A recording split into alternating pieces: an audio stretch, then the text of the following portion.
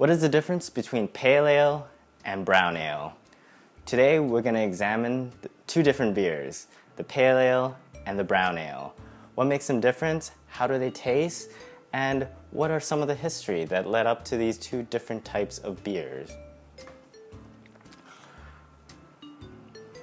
How's it going, everybody? Today we're going to taste two different beers and talk a little bit about them. First, I'm going to talk about the pale ale. I got here Granville Island Pale Ale. What is the definition of pale ale? Well, pale ale originated in England in 1703.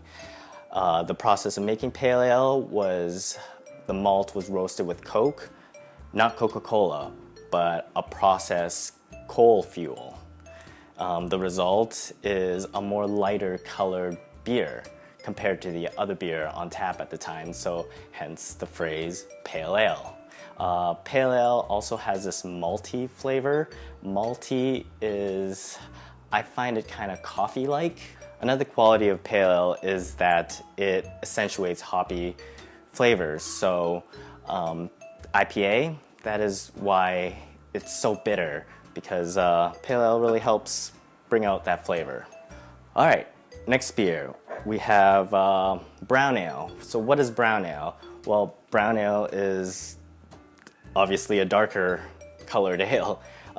It is sometimes amber, which is a dark red color, but usually it's brown. Brown ale originated in London around the 17th century, and it tends to have a sweeter flavor, sweeter and less alcohol type of flavor. Sometimes chocolatey, sometimes caramelly kind of flavor. Yeah, so let's give these two beers a taste. Today I'm drinking Granville Island Pale Ale and Big Rock Traditional Ale, which is the brown ale essentially. Granville Island has been around since 1984 and Big Rock has been around since 1985. So they're one of the older craft breweries around. They've become really big over the years. So before we start, let's read some marketing copy. I'm reading the English Bay Pale Ale first. So this is how they describe their beer. Malt-forward caramel flavor and an easygoing style, a tribute to the laid-back shores of English Bay. It's good to be here. They say it also tastes good with burgers, kebabs, and tenderloin. Let's crack it open and see how it goes.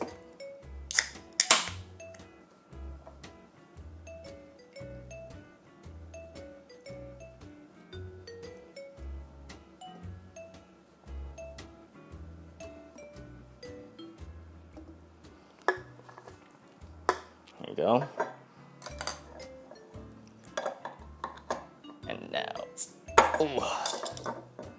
the brown ale. Okay, so here's what they say. A recipe gone untouched since Big Rock's founding. Toasty malt and sweet caramel upfront finish with nutty flavor, medium creamy carbonation, and mild hop bitterness. Here we go. And it tastes good with sharp cheese, red meats, and stew. There we are. There you go. So here we got the pale ale, and here we got the brown ale. All right, let's taste these two beers, shall we? We got here the English Bay Pale Ale and the Big Rock Traditional Ale. So pale ale, brown ale. All right, let's see how it goes. Pale ale first, shall we? It's really, when you look at it, it's really not that much more pale than the brown ale we got here, huh?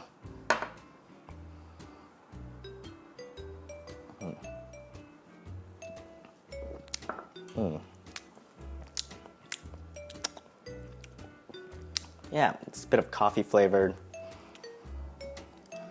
All right, let's have a smell of this one.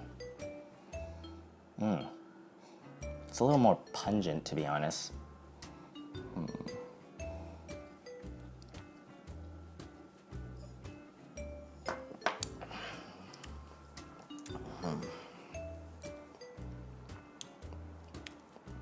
quite good. It's quite smooth actually, going down. It's quite sweet, so it gets kind of creamy in terms of, has a creamy mouth feel to it, as opposed to this one, which is a little bit more.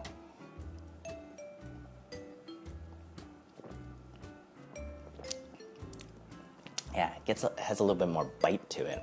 It is a little hoppier. All right, my final verdict for the difference between a pale ale and a brown ale. If you're looking for a little bit more hoppy kind of flavor, I would go with this, the pale ale. If you're looking for something sweeter, I'll go with the brown ale for sure. That is, to me, the main difference between a pale ale and a brown ale. As you can tell, the color, it doesn't really make a difference. So there you go. If you want to see more of these beer comparisons, please subscribe. Let me know what you think in the comments, and have a great day.